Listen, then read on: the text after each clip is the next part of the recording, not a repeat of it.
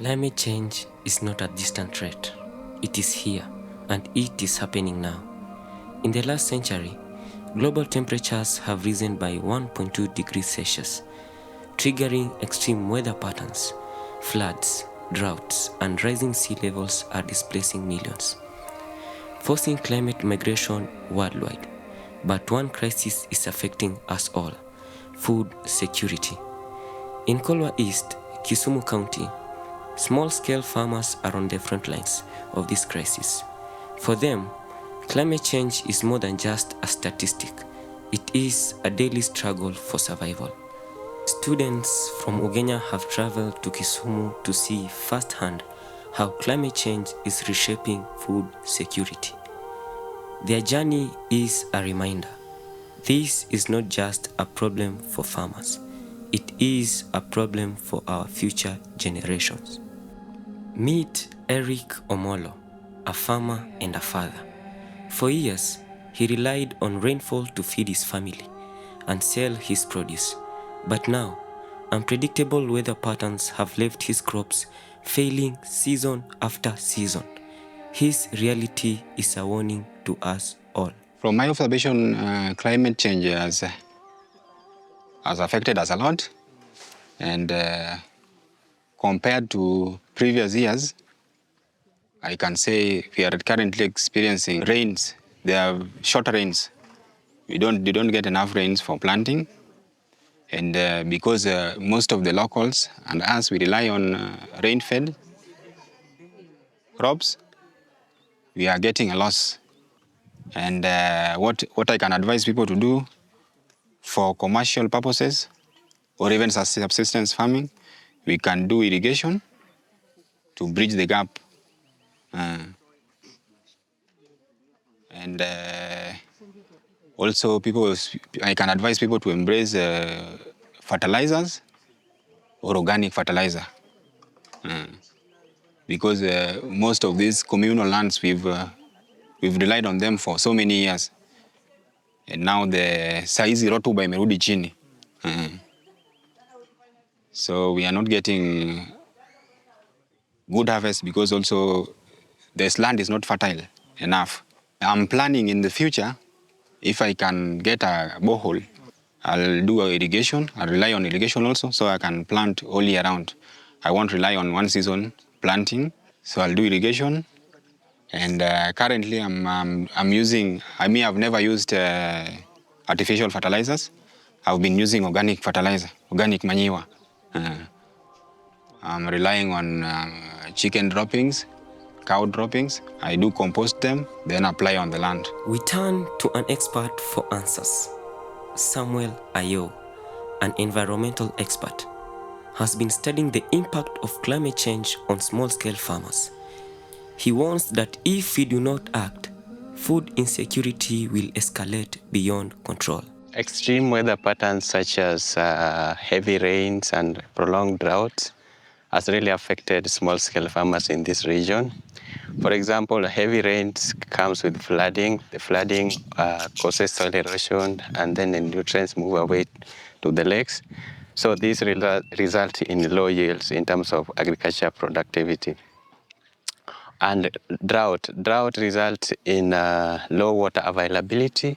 So this also will cause low yields when we do planting. So those are the main challenges affecting this area, and we are really trying to address them through permaculture project. Okay, and from explanation, let's say the trend continues. What are the solutions? What solutions does it have? Some of the solutions we are encouraging is climate smart agriculture. For example, adopting crops which are resilient to drought and flooding. So this type of crops will result into food productivity and food sustainability. For example, we introduce pigeon peas in this region. It's one of the crops which does well in arid and semi-arid areas. And the harvest period is 1 to 3 years. And it requires little maintenance after planting. So adopting this kind of practice is very effective to address issues related to climate change. In the current century, There's a term that I usually hear, permaculture. How can you describe it? Permaculture is an agricultural system which integrate different aspects such as humans, resources, and all environment, and then to come up with sustainable practice.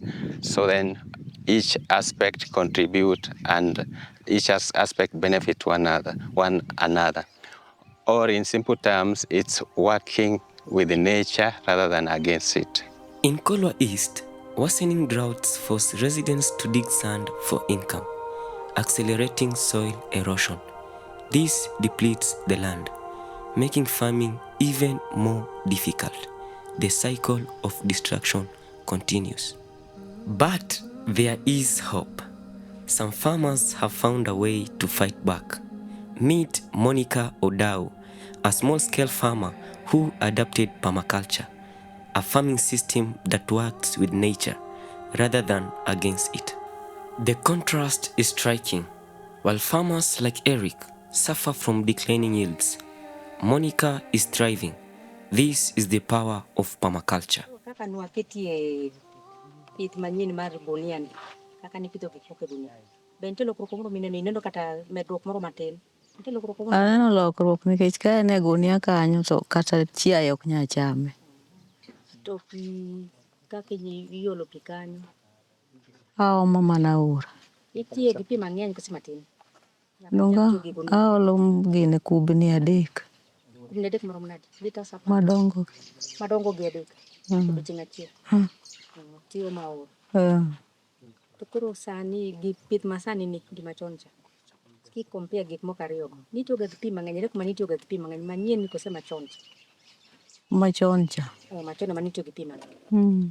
Ma to koro itiyo gi pi matin. Machon ni nyalo Naole puodho, koro naole puothegi.